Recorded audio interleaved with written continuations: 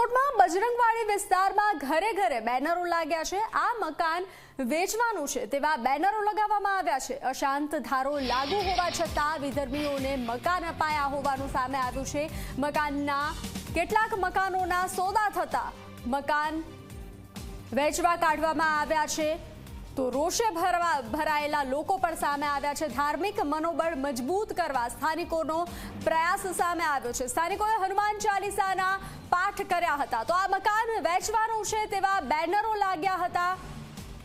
વિસ્તારમાં મકાન વેચવાનું છે। રાજકોટ બજરંગવાડી વિસ્તારમાં ઘરે ઘરે આવા બેનરો લાગ્યા હતા। એમાં સાહેબ એવું છે કે અમારે જે અહીં કણે અશાંત ધારો લાગેલો છે, ગવર્મેન્ટે જે અશાંત ધારો લગાવેલો છે, પણ તેનો જો આપણે જ લોકો તેનો દુરુપયોગ કરી છે।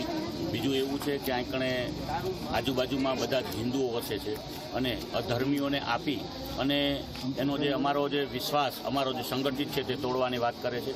બીજું કે બહારના દેશો જે સંગઠિત અને જે આ તોડવાનું વાત કરે છે, રોકડા રૂપિયા આપી અને લોકો મકાન ખરીદવા માટે ટ્રાય કરે છે, કારણ કે બહારના વિદેશની જે આપણી તાકાત છે તે આપણે તોડવા માટેની આ તૈયારી થઈ રહી છે, તો તેનો અમે સખત વિરોધ કરીએ। મકાન કોનું હતું ને કોને વેચવામાં આવ્યું? નીતાબેન દેસાઈનું મકાન હતું જે એક વિધર્મીને વેચવા માટેની તેને પૂરેપૂરી તૈયારી કરી દીધી છે, પણ અમે બધા કલેક્ટર સાહેબને પછી પ્રનગર જે અમારા જે સ્થાન છે ત્યાં અમે અરજીઓ દેવાના છે। એના માટે અમારી આ પૂરેપૂરી તૈયારી અને હનુમાન ચાલીસાનું આયોજન કરી લતાવાસીઓ સંગઠિત થઈ અને આ કાર્યક્રમ કરેલો છે।